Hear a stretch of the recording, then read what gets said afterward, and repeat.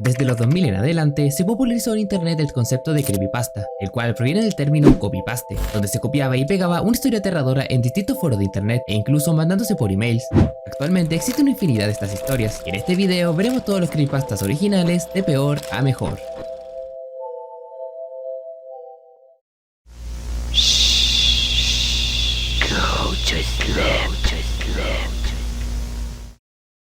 Jeff the Killer es uno de los más famosos creepypastas de todos los tiempos, siendo reconocido por esta icónica fotografía, la cual quizá muchos conozcan por el link de Gifura, el cual te llevaba a una página donde aparecía un GIF de esta foto con un grito de fondo.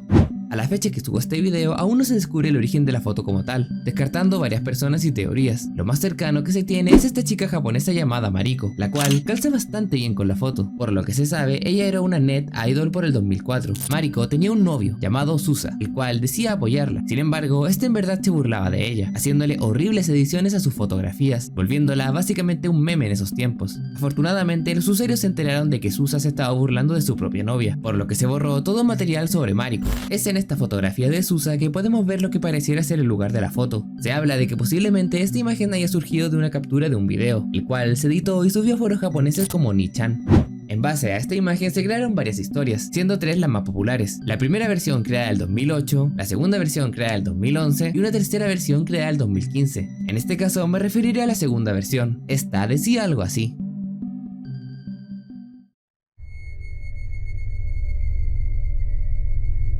Jeffrey Woods era un chico que se mudó con su familia a un nuevo vecindario, pero poco a poco empezó a sentir la necesidad de causar daño. Una sensación que sería aumentada cuando un grupo de niños empezarían a molestarlos a él y a su hermano Liu, lo que llevaría a que Jeff lastimase de gravedad a uno de ellos. Es gracias a esto que Liu es arrestado, ya que, en un intento de proteger a Jeff, este se echa la culpa por lo que pasó. Días después, Jeff es invitado a una fiesta de cumpleaños, a la que va para despejarse de lo sucedido. Pero para su mala suerte, allí también se encontraban los niños que lo molestaban. En un intento de buscar venganza contra Jeff, este termina siendo rociado por químicos y prendido en llamas, lo que hace que Jeff termine volviéndose completamente loco. Una vez este despertó en el hospital, junto con sus padres y hermano, el cual habían liberado, se da cuenta de que su cara está llena de vendas. Al momento de quitárselas, ve como su rostro había quedado completamente pálido. A diferencia de su familia, que quedó horrorizada al ver esto, a Jeff parece encantarle. Una vez en casa durante la noche, Jeff vuelve a mirar su cara.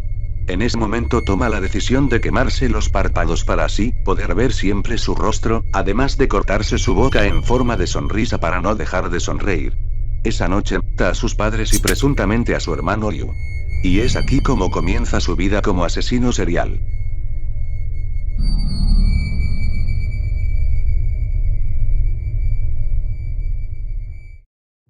Esta historia fue bastante odiada en su momento, llegando incluso a ser borrada de la página oficial donde se compartían los creepypastas. Siendo sinceros, la historia no es que sea tan mala. Lo realmente malo fue lo que se generó en base a ella, ya que de aquí salieron 1000 historias con la terminación de The Killer, creándose una especie de universo en base a esta versión, lo que hacía que tuviera aún menos sentido, inclusive teniendo enfrentamientos con otros creepypastas que no tenían nada que ver con Jeff. Muchos dicen que el relato es malo por lo cliché que es, pero la verdad es que esta historia fue de las pioneras en el cliché como tal, pues fue de las primeras en usar los elementos que se repetirían en posteriores creepypastas. Aún así, la historia como tal no es más que una historia que te puedes encontrar en Wattpad creada por un niño o niña emo. La primera y tercera versión de este creepypasta son mejores, al menos para mí.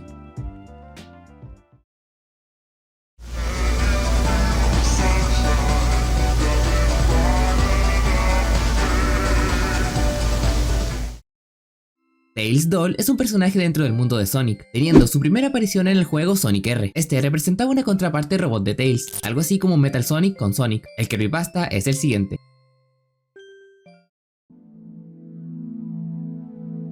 La historia comienza en la década de los 50, donde hubo una serie de asesinatos por alguien que firmaba bajo el nombre de TD.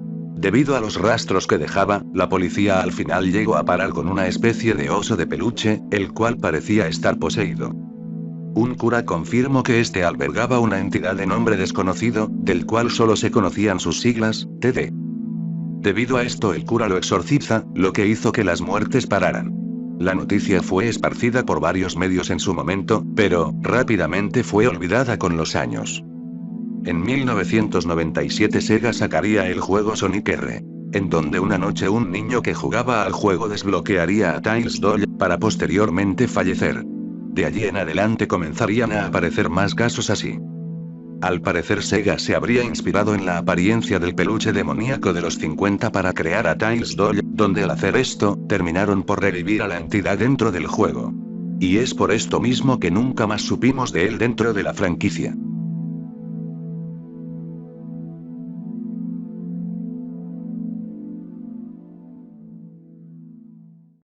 En resumen, es un creepypasta bastante malo, hasta parece una parodia de Chucky. Sin embargo, es de las más antiguas, teniendo su origen por el 2005 en foros como Sonic HQ, siendo presuntamente su creador Quaker Duck, o al menos quien le dio popularidad. Aún así, esta creepypasta solo se basa en dos cosas. Primero, en el diseño de Tails Doll, el cual inquietó bastante a los usuarios en su tiempo, y también el hecho, el cual es verdad, de que Sega nunca volvió a utilizar a Tails Doll en un largo tiempo, teniendo una aparición años después en los cómics de Sonic, donde este adopta ese comportamiento de muñeco poseído, e incluso siendo referenciado por Sonic en el juego Lego Dimensions.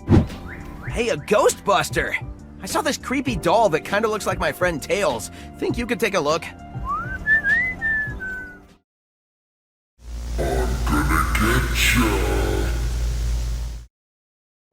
Sonic.exe es uno de los creepypastas más famosos dentro del fandom de Sonic, llegando a ser el más icónico. Por lo que tengo entendido, ha sido reescrita varias veces, pero el relato original decía algo así.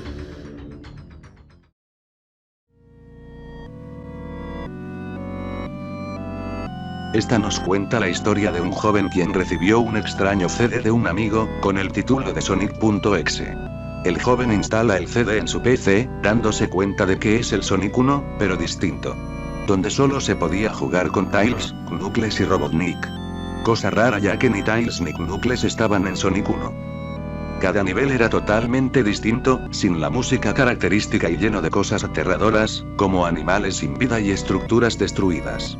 Al final del nivel aparecía Sonic, pero había algo diferente en él. Cuando el personaje se acercaba a Sonic, este comenzaba a perseguirlo. Cada nivel terminaba con Sonic atrapando de maneras perturbadoras al personaje que se controlaba, mientras reía y sangraba por los ojos. Eventualmente este le habla directamente al jugador diciéndole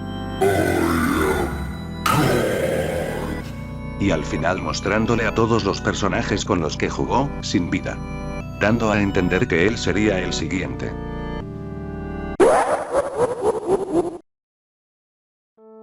El problema con este creepypasta es básicamente lo mismo que con el de Jeff. De aquí salió el concepto de las creepypastas terminadas en .exe, creando una cantidad enorme de historias del tipo: pero no le di importancia. Puede que realmente sí tenga toques terroríficos, a eso sumándole el juego que sacaron en base a esta historia, pero no deja de ser simplemente explicado como un room hack cualquiera donde Sonic se puso en modo diablo por alguna razón. Si bien es una historia cliché, fue esta misma la que presuntamente contribuyó al nuevo cliché de estas historias. Y digo presuntamente debido a algo que se ha hablado bastante actualmente, y es el hecho de que este creepypasta es un plagio de otro creepypasta aún más antiguo, llamado el Pendrive Azul, el cual fue subida el 21 de marzo del 2011, mientras que Sonic.exe fue subida el 11 de agosto del 2011. Se puede ver que comparten varias similitudes, como el hecho de que el juego se lo entregó un amigo al protagonista, el archivo se recalca como .exe, el sangrado en los ojos de Sonic, etc. Aún así, el creador del Pendrive Azul cree que es solo una coincidencia, pero mucha gente cree firmemente en el plagio, ya de que por sí el creador de Sonic.exe no tiene la mejor reputación, luego de que haya sido funado por, bueno, digamos que fan de cuties, como dicen los jóvenes.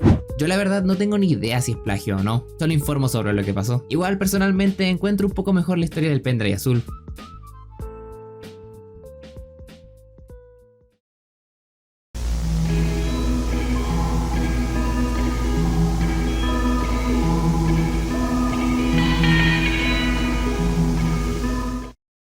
Red Mist, traducido como Niebla Roja, o mejor conocido como El autobaneo de la vida de Calamardo, es una historia que trata sobre un episodio no emitido de Bob Esponja, creado por un animador escocés quien resultó ser un asesino. La historia es la siguiente.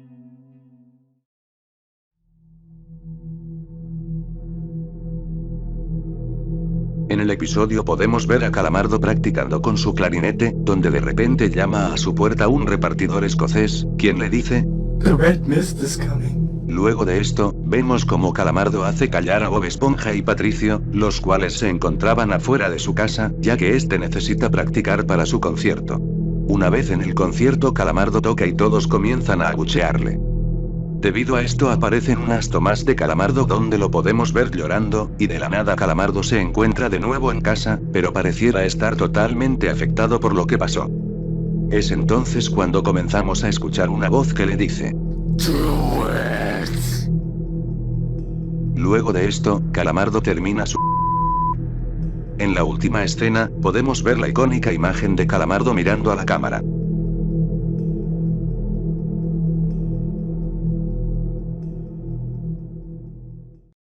Debo decir que esta historia, a diferencia de las anteriores, siempre fue la que más me perturbó y hacía que me cagara de miedo, más que nada por la fotografía de Calamardo mirando a la cámara. Esta historia se originó en el foro 7chan, allá por el 2005, y como pueden ver, esta sería de los primeros creepypastas donde sucedía el concepto de episodio perdido, el cual, al igual que los anteriores conceptos, fue explotado a más no poder en varios creepypastas. La verdad, a pesar de que me dio miedo en su momento, igual encontraba cosas que no tenían sentido, partiendo por el hecho de que todo el episodio solamente lo animó una sola persona, y este fue modificado en tan solo 20 minutos antes de ser llevado a Nickelodeon desde Escocia para transmitirse. El supuesto capítulo fue subido a YouTube y para el año en que salió daba bastante cague, teniendo voces que realmente no le pegaban y ediciones en lo que pareciera ser Paint, pero aún así funcionaba. Curiosamente, en el episodio 256 de la temporada 12 de Bob Esponja, podemos ver que hacen una referencia a este creepypasta, en donde unas puertas que llevan a distintas realidades nos muestran una donde aparece Red Mist, aunque luego esto fue censurado. Pero aún así, esto hizo que la creepypasta fuera canónica dentro de Bob Esponja.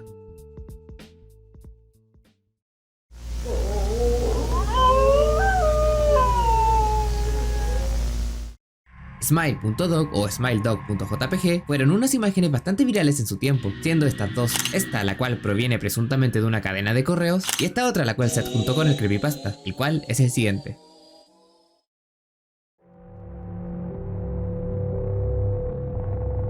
La primera vez que conocí a Mary en persona, fue en el verano de 2007. Su esposo concertó la cita, inicialmente Mary estuvo de acuerdo. Yo solo era un escritor novato en busca de ideas para una novela. Cuando llegué a su casa, no pude ver a Mary. Ella se encerró en su cuarto, hablaba desde allí y yo tomaba notas. Mary decía cosas sin sentido, sobre sus horribles pesadillas. En 1992 trabajaba como desarrolladora de software en una importante empresa, ese fue el año en el que se encontró con la imagen de Smile Dog. Mary era una de las 400 personas que vieron la foto, pero ella ha sido la única que ha hablado abiertamente sobre la experiencia.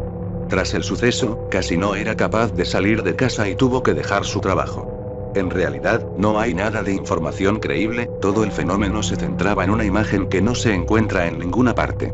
Aunque sí circulaban muchas imitaciones y fotos falsas en los foros, y a través de correos en cadena.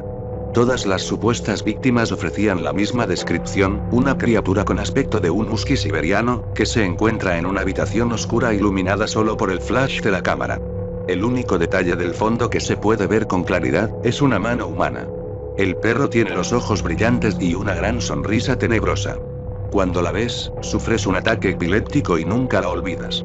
El perro se aparece en los sueños de las víctimas que han visto la foto original, hasta el final de sus días.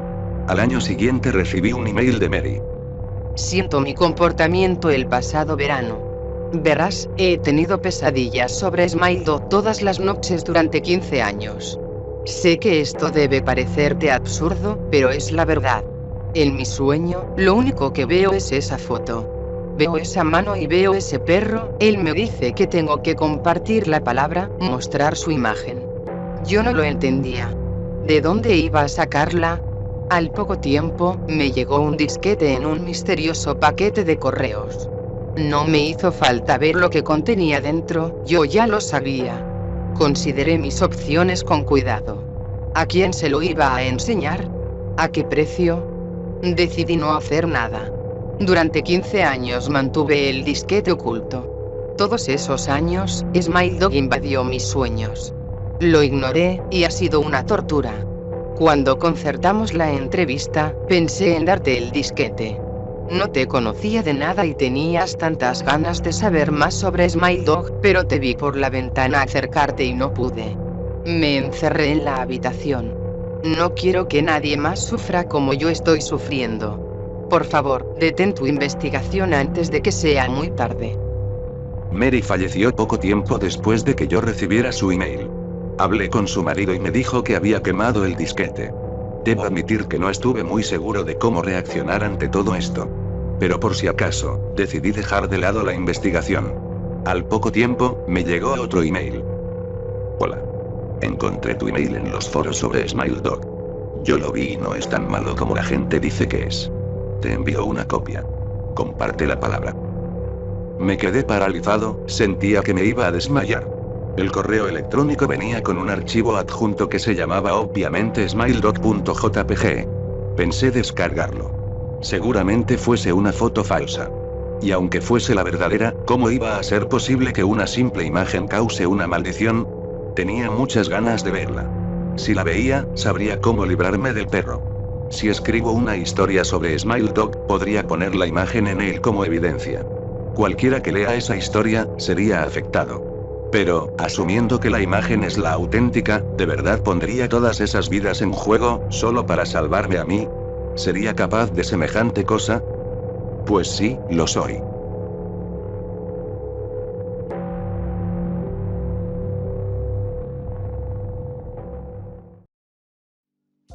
Una historia bastante decente, diría yo. Aunque siendo sincero, el fuerte de SmileDog nunca fue su historia, sino su imagen como tal. Como dije al principio, esta foto proviene del creepypasta, pero esta otra podríamos decir que es la original entre comillas. Y esto lo digo debido a que primero existió esta foto y luego el creepypasta. En algún punto entre el 2005 y 2008 se crearía esta imagen, la cual es una edición de este meme de un perro popular en esos años, al cual se le puso unos dientes en forma de sonrisa y este fondo. La imagen fue publicada en 4chan, con la leyenda de que si te quedas mirando mucho esta imagen, SmileDog te visitará en la noche, o algo así. Es aquí cuando empezarían los famosos correos en cadena, ya que supuestamente para librarte de la maldición tenías que enviar la misma imagen a 10 contactos. Debo decir que este creepypasta tuvo un gran impacto en el internet como tal, ya que fue de las primeras y más conocidas imágenes malditas. Incluso yo evitaba con todo mi ser mirar esta foto. Es más, creo que llegué a compartir una publicación de SmileDog en Facebook. Ya saben, porque Facebook también tenía esas publicaciones en cadena. Además, debo decir que sí daba bastante miedo, la verdad. Imagínate no seguías con la cadena. Después en la noche tu cerebro te podía jugar en contra, pensando en que de verdad podía aparecer ese perro.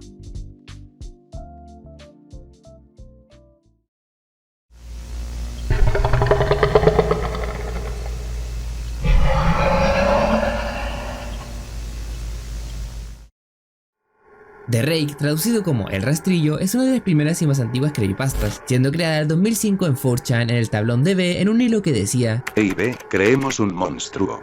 Poco después, un usuario publicaría la descripción de un monstruo humanoide con largas extremidades, de piel pálida y con grandes garras. Este se transformaría en el tiempo en The Rake, y posiblemente sentaría una base también para lo que conocemos actualmente como Skinwalkers. El creepypasta creado en base a esa descripción es el siguiente.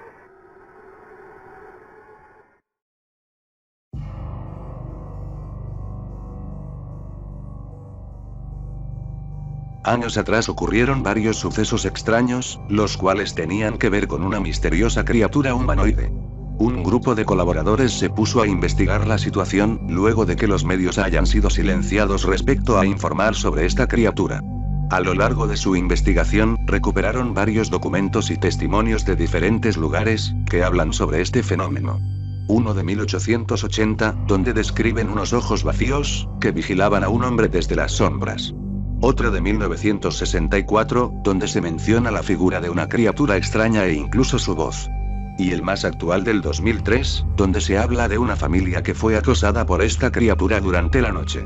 Esta habría entrado en su casa, sentándose de espaldas al pie de la cama de la pareja. Posteriormente atacaría a su hija. En un intento por salvar la vida de esta, conducirían rápidamente al hospital, lo cual terminaría en un accidente, donde solo sobreviviría el hombre que cuenta este testimonio. Años después, en el 2010, cerca de un bosque donde se habría visto a la criatura, sería tomada la famosa foto.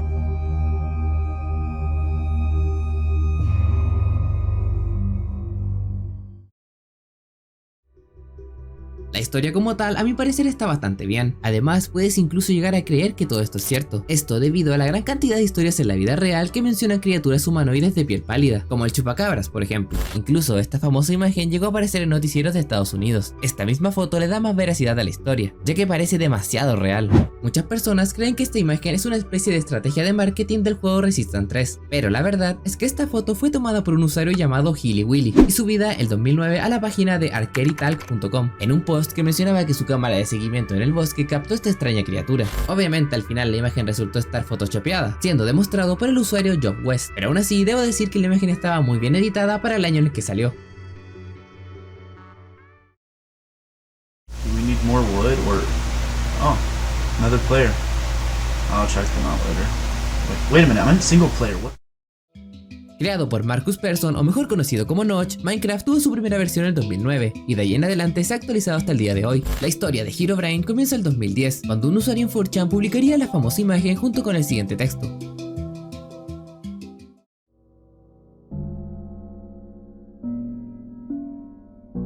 Recientemente generé un nuevo mundo de un jugador, al principio todo era normal, jugaba con una distancia de renderizado corta así que estaba todo lleno de niebla.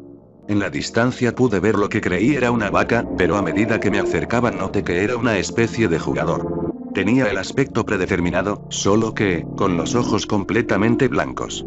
Cuando me acerqué, desapareció. Publiqué en el foro de Minecraft sobre este encuentro, para saber si a alguien le había pasado algo similar, pero todas mis publicaciones fueron eliminadas. Incluso después, me llegó un mensaje de un usuario llamado Herobrine, diciéndome que parara. Decidí investigar a este usuario junto con otros que vieron mi publicación antes de ser eliminada, los cuales también habían tenido este extraño encuentro, con ese jugador de ojos blancos. Resulta que Herobrine era un jugador sueco, el cual, de hecho, supuestamente era el hermano de Notch. Decidí escribirle a Notch directamente preguntándole si tenía un hermano. Tardó un poco en contestarme, pero cuando lo hizo me dijo lo siguiente. Sí, tenía un hermano, pero él ya no está con nosotros.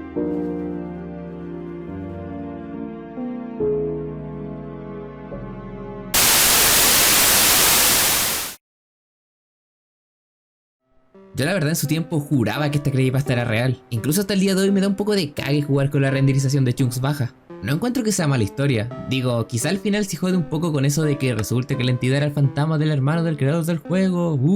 Pero el concepto sobre una entidad desconocida merodeando por los mundos en un juego tan solitario como lo es Minecraft, sí da bastante miedo, la verdad. Además, lo verdaderamente especial sobre este creepypasta es que la misma Mojang en ese tiempo se enteró de la historia, a lo cual decidieron poner de allí en adelante en las descripciones de las actualizaciones de Minecraft el famoso Remove Herobrine. Ya con esto y sumado a los miles de videos que salieron en YouTube sobre supuestos encuentros con Herobrine, le hacía creer que la historia era verdad. Digo, hasta la misma empresa reconocía su existencia, ¿cómo no creértelo? Puede que no haya sido real, pero claramente esto puso un pequeño sentimiento sobre los jugadores, sobre que quizá haya algo observándolos en sus mundos.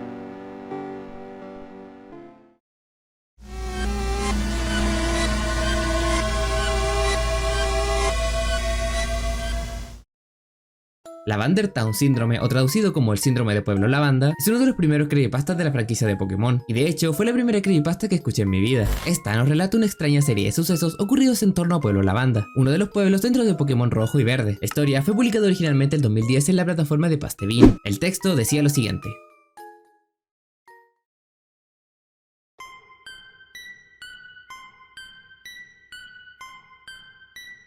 Era verano de 1996. Pokémon Rojo y Pokémon Verde, un par de videojuegos de un estudio sin mucho reconocimiento llamado Game Freak, comenzaban a generar revuelo en Japón. La premisa era capturar a unos personajes llamados Pokémon. El futuro era promisorio para el estudio, en el que incluso se hablaba del desarrollo de una secuela apenas un mes después de su lanzamiento el 27 de febrero. Sin embargo, aquel verano un trabajador del estudio enfocaba su tiempo en investigar un extraño desorden de sueño reportado en algunos jugadores, todos niños de entre 7 y 12 años de edad. Según la bitácora del empleado de Game Freak, decenas de niños reportaban cuadros de insomnio e irritabilidad que en algunos casos, iban acompañados de dolores de cabeza intensos.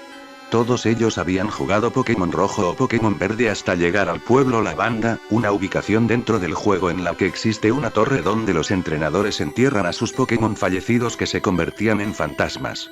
Según el desarrollador, los desórdenes estaban relacionados a la música usada en el pueblo Lavanda y la torre fantasmal. Una melodía chiptune que escondía en sus tonos agudos ritmos binaurales que presuntamente provocaban comportamientos, pero que solo eran detectables en menores de 12. Consternado por sus hallazgos, el empleado reportó su investigación a sus superiores. Ya era demasiado tarde. A los pocos días, los medios locales reportaron el suicidio de varios niños. Las primeras investigaciones policiales señalaron una extraña coincidencia. Todos habían jugado Pokémon Rojo y Pokémon Verde. Su último avance era un recorrido por la torre fantasma del pueblo Lavanda.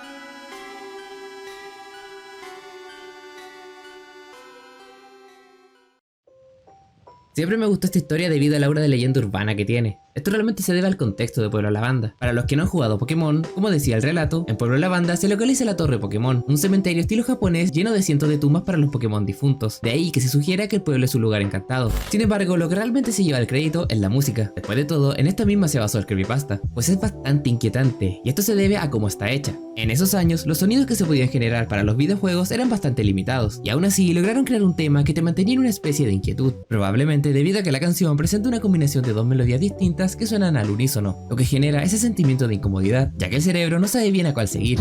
Para finalizar, lo más probable es que este creepypasta se haya basado en un suceso real. Como muchos ya sabrán, en 1997 se estrenaría en Japón el capítulo 38 de Pokémon, donde haría su primera aparición Porygon. En este capítulo hay una parte donde Pikachu causa una explosión enorme que ilumina la pantalla con luces rojas y azules. Es en ese momento que los televidentes comenzaron a quejarse de dolores de cabeza, vómito, convulsiones e incluso pérdida de conciencia. Se reportó un total de 685 víctimas que fueron llevadas al hospital. Resulta que el cambio rápido entre rojo y azul en la escena generaron ataques de epilepsia fotosensitiva. Gracias a esto, Porygon fue prácticamente eliminado, aunque posteriormente volvería a aparecer.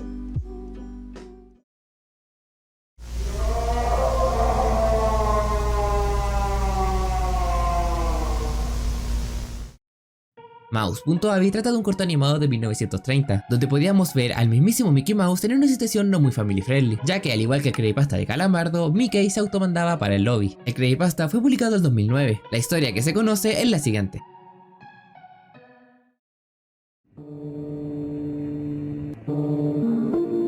Se supone que es una caricatura de Mickey Mouse de principios de los años 30, realizada por Walt Disney. Supuestamente no consiste más que en Mickey Mouse caminando junto a un fondo de 6 edificios que se repite infinitamente, que dura 3 minutos. No había canciones alegres como la mayoría de los dibujos animados, solo un extraño y espeluznante grupo de notas tocadas en un piano roto. Leonard Maltin estaba revisando todos los dibujos animados antiguos que se incluirían en DVD para la colección de tesoros de Disney, pero cuando puso una copia digital de este corto en su PC, algo andaba mal. En realidad duraba 9 minutos. Él y un grupo de empleados vieron la caricatura. Todo era normal, y después de los 3 minutos se cortó a negro, pero cuando el vídeo llegó a los 6 minutos, reapareció la misma escena del interminable paseo de Mickey, esta vez sin canción de piano, pero ahora con un murmullo a lo lejos. De la nada empezó un grito fuerte. El sonido se hizo más fuerte durante el siguiente minuto y todos, incluido Leonard, quedaron perturbados. Mientras Mickey seguía caminando hacia adelante, cuando de repente, Mickey se subió.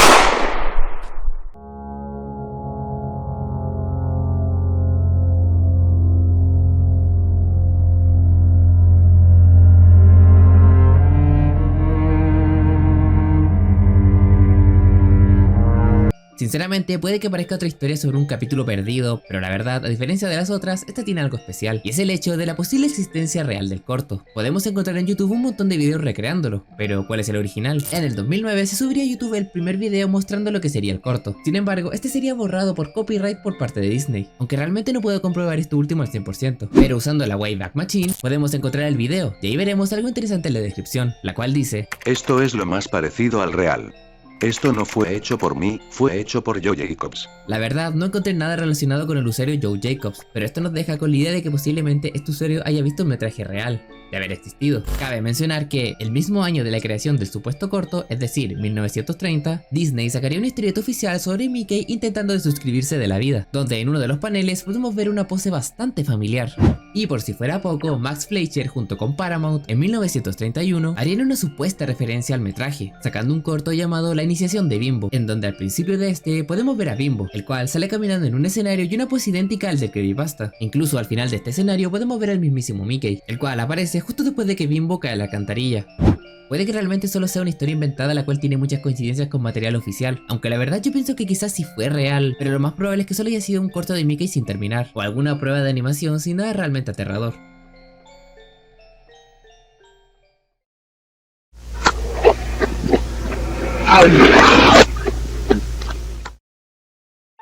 El El usuario 666 partió como una leyenda urbana en YouTube en el 2008, originado por un video subido a la misma plataforma. Poco después se publicaría una pequeña historia en los foros, la cual es la siguiente.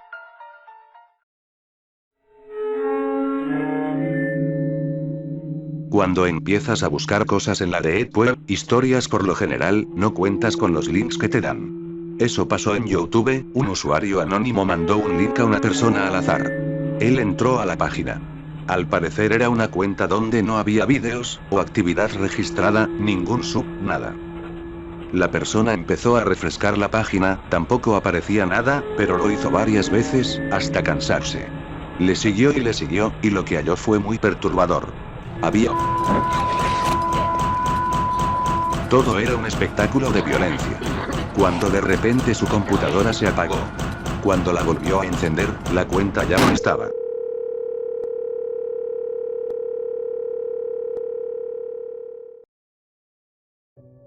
Como vemos, es un relato corto y simple, y tampoco es que necesite más. Después de todo, este relato nació del video subido por Nano82. Pero, ¿qué es este video realmente? Resulta que este video fue creado para un festival de videos de esos años. Incluso, este ni siquiera es el video original, por así decirlo. 2 meses antes, se subiría a la página Nico Nico TV un video llamado El video maldito de Nico Nico. ¿Y quién subió este video? Pues el mismísimo Nano82, pero con su cuenta de Nico Nico.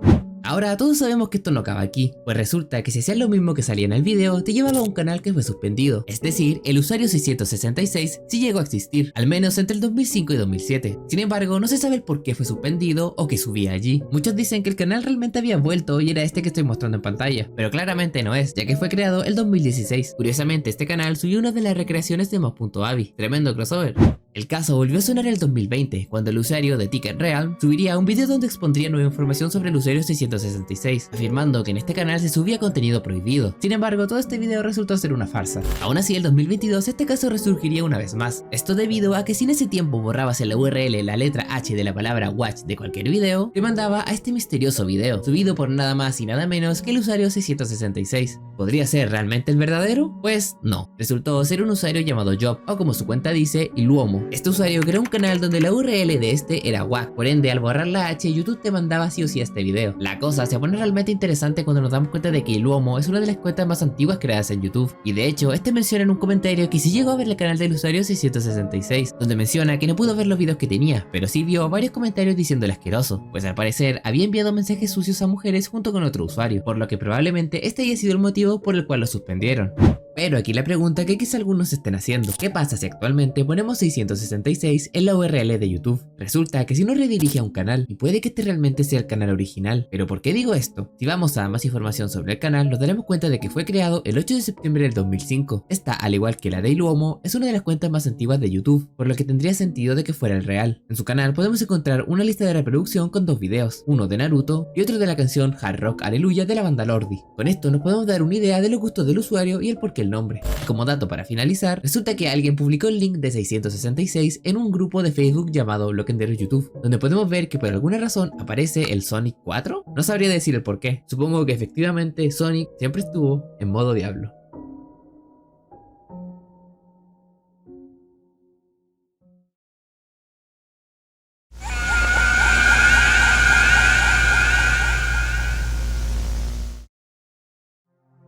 Ben Drowned, o traducido como Ben el ahogado, fue creado por Alex Hall, o mejor conocido como Hadusable. Más que ser un creepypasta, es de hecho uno de los primeros ARG subidos a YouTube, específicamente en 2010, totalmente adelantado a su tiempo.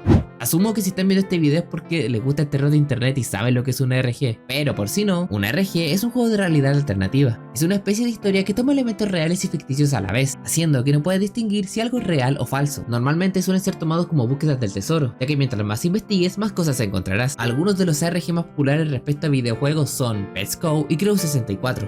Ben Drowned es un ARG que fue actualizado 10 años después de su salida, y es una historia bastante larga, así que solo me centraré en el relato original, el cual es el siguiente.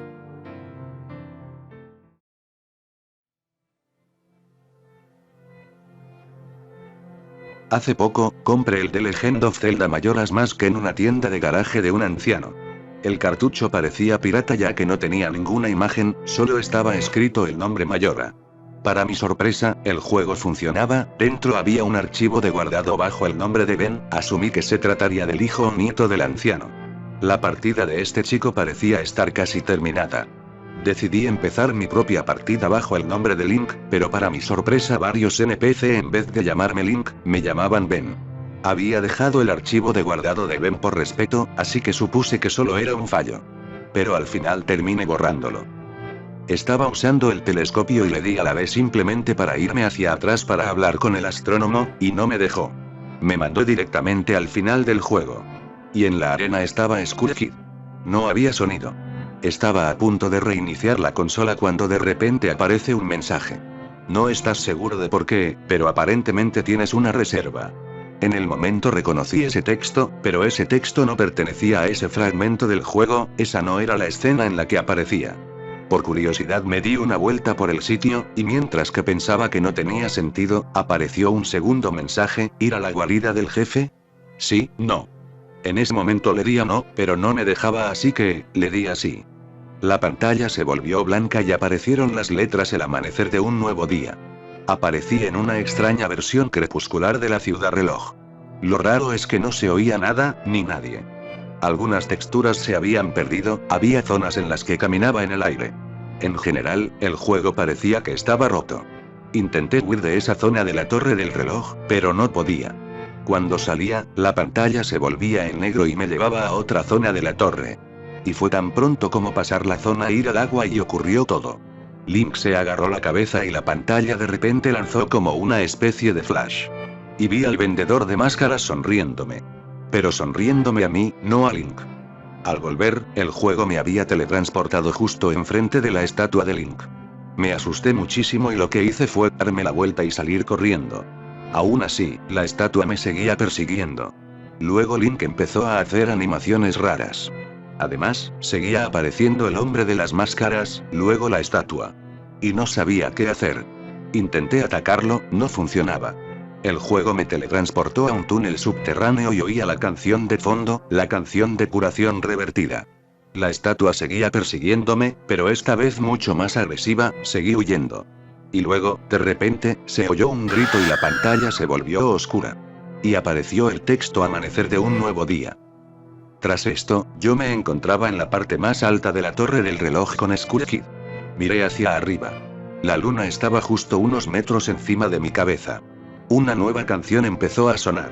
La canción del templo de piedra tocaba, pero al revés. Y ya en un desesperado intento, me equipé con mi arco y disparé a Skull Kid. Y le conseguí dar. Le disparé otra vez y en la tercera flecha un texto apareció. Esto no te va a hacer ningún bien. Me levantaron del suelo levitando espaldas a Link y el personaje comenzó a gritar mientras que empezaba a arder en llamas. Cuando la escena de muerte apareció, mi cuerpo muerto seguía en llamas y Skull Kid se reía mientras que la pantalla se iba a negro. Solamente para volver a aparecer en el mismo sitio. Y la escena volvió. Volvió para ver a Link otra vez muerto, pero esta vez de una manera un poco diferente. Su cabeza estaba inclinada hacia la cámara y Skull Kid estaba flotando encima de él. No podía moverme. No podía presionar ningún botón. Después de unos 30 segundos el juego simplemente se descolorió con el texto te has encontrado con un destino terrible, ¿no es así? Antes de enviarme de nuevo a la escena del título. Mientras que intentaba reiniciar el juego, me di cuenta de que el archivo ya no estaba. En vez de Link, había sido reemplazado por tu turno. Tenía 3 corazones, 0 máscaras y ningún objeto. Seleccioné tu turno, y tan pronto como lo hice, me enviaron de vuelta a la escena en la punta de la torre del reloj, con Link muerto y Skull Kid sobrevolándome con sus risas sonando una y otra vez. Ahora, rápidamente pulsé el botón del reset, y cuando el juego se inició de nuevo, había un nuevo archivo debajo de tu turno, llamado Ben. El archivo había vuelto tal y como estaba de antes. Volví a abrir la partida de Ben y seguía con los mismos fallos. La estatua, por ejemplo, me seguía persiguiendo. Pero esta vez parecía un poco menos feliz. Toqué la canción de la curación, y en ese momento, Link empezó de nuevo a arder en llamas. Y tras un pantallazo negro, el protagonista apareció como Zora en la bahía, nadando, me encontré una copia de Link. Y al visualizarlo, el Zora murió ahogado. Y se reinició el juego. Al volver a la pantalla de carga, las palabras de las partidas eran, Ben, y Drowned. Inicié Drowned estaba atascado con Talla al principio del juego. Y justo cuando apareció la línea de música para la ocarina, decidí que era hora de tocar. La elegía al vacío. Un crudo mensaje apareció en la pantalla. No deberías haber hecho eso. Ahora, apareciendo en el mundo de Hyrule, todo lo que Link tocaba lanzaba el mismo mensaje. No deberías haber hecho eso. El juego se reinició y apareció el siguiente mensaje. Una segunda oportunidad. Volvemos a donde empezó todo. Ven a jugar con nosotros. Y en el menú de selección, las partidas ahora eran Ben y Link, las originales. Comencé a jugar de nuevo. Y en principio, todo parecía que había vuelto a la normalidad. Pero justo al entrar a la estancia del castillo, en el sitio en el que nos enseñan a tocar la elegía al vacío, un enemigo acabaría con la vida del protagonista del juego. Me intenté dar una vuelta para seguir investigando, pero era ya demasiado para mí. Entonces, tras esa última partida, decidí que era hora de dejar esto. Quería saber quién era Ben y por qué estaba jugando conmigo. Salí de mi casa directo donde había adquirido ese juego. La casa de aquel anciano estaba cerrada y no logré ver ninguna luz en su interior. Al parecer no había nadie. Incluso pregunté a los vecinos y me dijeron que el anciano se había marchado y que sí, Ben les sonaba. Entonces puedo suponer, Ben se había ahogado. Uno de sus juegos favoritos era The Legend of Zelda Majora's Mask. Eso significaba entonces que Ben, de algún extraño modo, se habría reencarnado dentro del cartucho. Intentaba que alguien le escuchara. Necesitaba ayuda.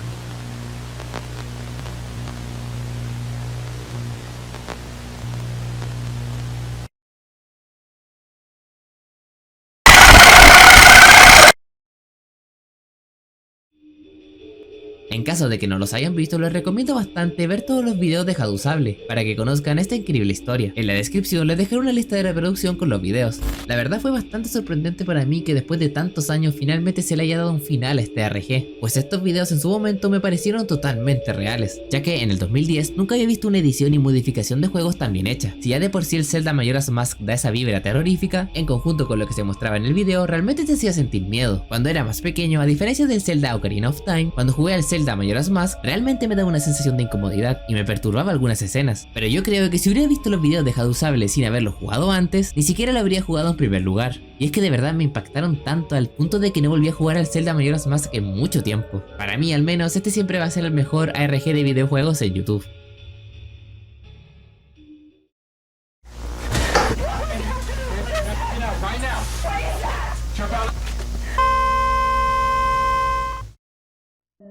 Creo que este ni siquiera necesita una presentación. Slenderman es básicamente la cara de los creepypastas en internet. Pero ¿de dónde viene? Este fue creado en 2009 en un concurso de fotos en el foro Something Awful. El objetivo era editar fotografías con una entidad paranormal. El usuario Victor Surge, siendo su nombre real Eric Nonsen, subiría 2 fotografías, cada una con la siguiente descripción. No queríamos ir, no queríamos matarlos, pero su persistente silencio y sus brazos extendidos nos horrorizaban y nos confortaban al mismo tiempo. 1926, fotógrafo desconocido, dado por muerto. Una de las 2 fotografías recuperadas del incendio de la biblioteca de Stirling. Notable por haber sido tomada el mismo día en que 14 niños desaparecieron, y hemos visto a un demonio con forma humanoide al quien se conoce como Slenderman. Deformidades citadas por oficiales como defectos de cámara. El incendio en la biblioteca ocurrió una semana después. Fotografía real confiscada como evidencia. 1926, fotógrafo. Mary Thomas, desaparecida desde el 13 de junio del mismo año.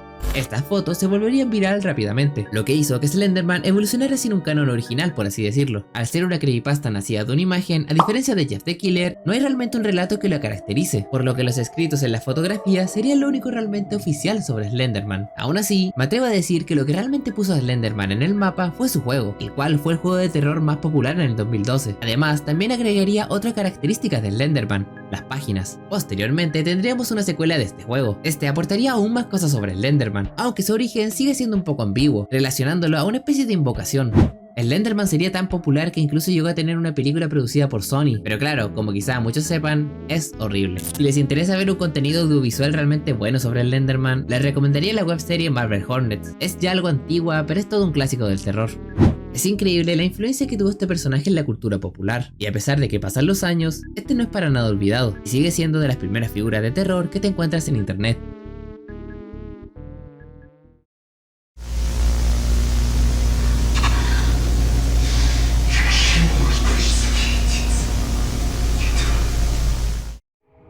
Para mí, el mejor creepypasta. El experimento ruso del sueño trata sobre una serie de sucesos ocurridos en torno a una prueba de un gas en humanos casi a finales de la Segunda Guerra Mundial, en la ex Unión Soviética. Esta historia fue publicada en el sitio web de creepypastas en el 2010. El relato es el siguiente.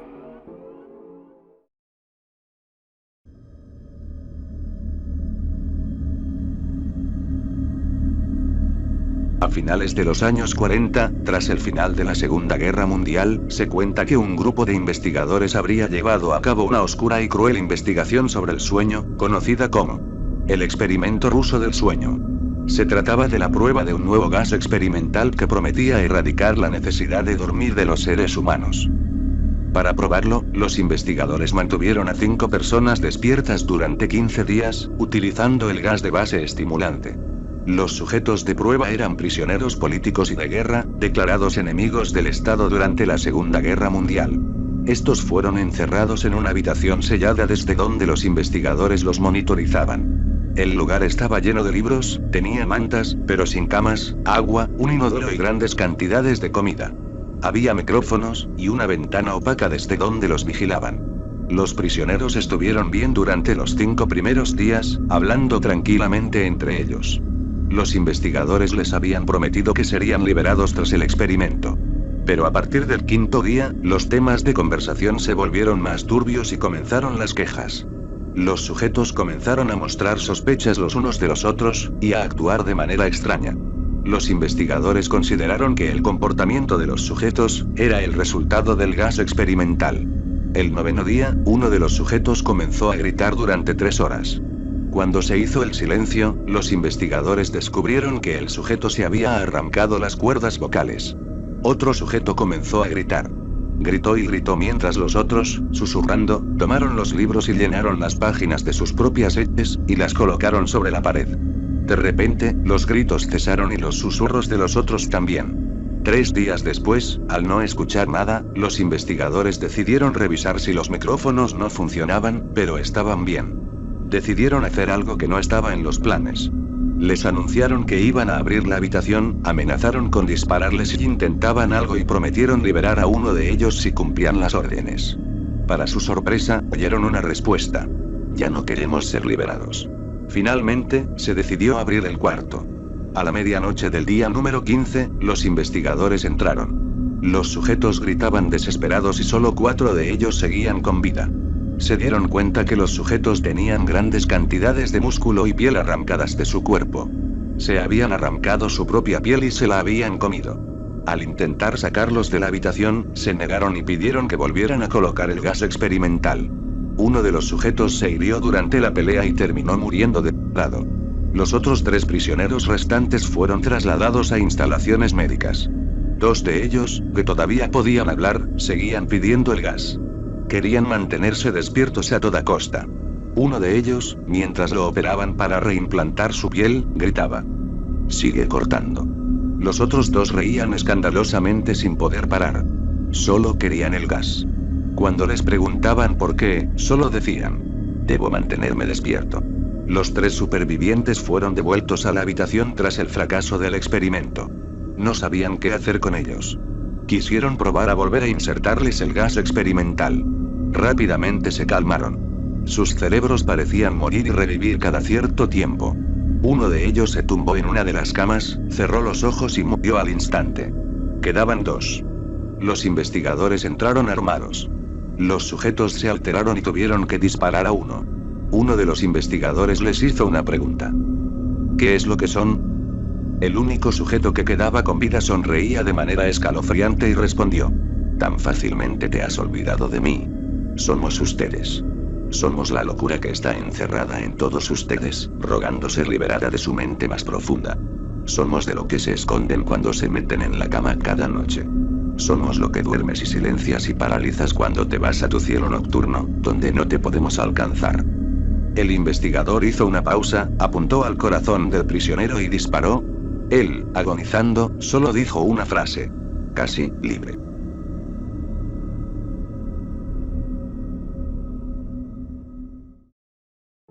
Una historia bastante buena. Estoy seguro de que muchos ya conocían las famosas imágenes que suelen acompañar el relato, las cuales son estas dos. A pesar de lo real que se puede ver la primera, pues resulta ser solo una foto en blanco y negro de una decoración de Halloween producida por Morbid Enterprise en el 2005 y esculpida por el famoso artista George Duchel, quien, para quien no lo sepa, fue quien diseñó a los Na'vi de la película Avatar y ha colaborado con un montón de series, películas y videojuegos. Podemos incluso ver la decoración en Amazon, pero pareciera estar descontinuada. Por otro lado, la segunda foto es la que sí es real, ya que por lo que tengo entendido es una foto histórica de la Primera Guerra Mundial. La página más antigua que subió la imagen fue un sitio web de archivo histórico llamado Granger.com, en donde se menciona que es una foto de unos soldados estadounidenses mostrando máscaras de gas de diferentes países. Luego de haber escuchado el relato, quizá algunos se estén preguntando, ¿qué pasa realmente si no dormimos? Pues esto ya se le habían preguntado antes, específicamente en 1964, cuando un estudiante de 17 años llamado Randy Garner, junto con un amigo y el doctor William Dement de la Universidad de Stanford, pondrían en marcha un experimento, en donde Randy tendría que permanecer sin dormir lo más que pueda. Al final duró un total de 11 días, teniendo el récord mundial hasta el día de hoy. Los resultados obtenidos de esto fueron delirios creyendo ser otra persona, otros días con alucinaciones visuales y problemas al hablar, aunque al final se demostró que no había quedado ninguna secuela física ni psicológica, debido a que su cerebro había dormido por partes, por así decirlo, teniendo algunas partes activas y otras descansando.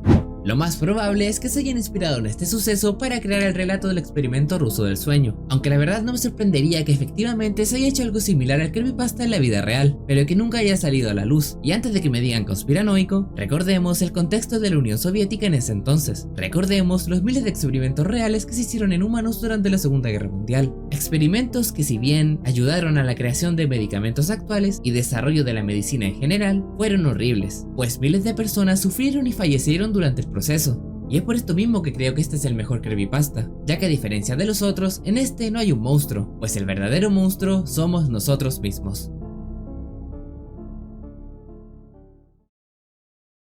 Y bueno, hasta aquí el video, espero que les haya gustado, y de ser así, dejen su like y comenten qué creepypasta creen ustedes que es el peor o el mejor. Recuerden seguirme en mis redes sociales y suscribirse para no perderse más videos así. Nos vemos en la siguiente, adiós.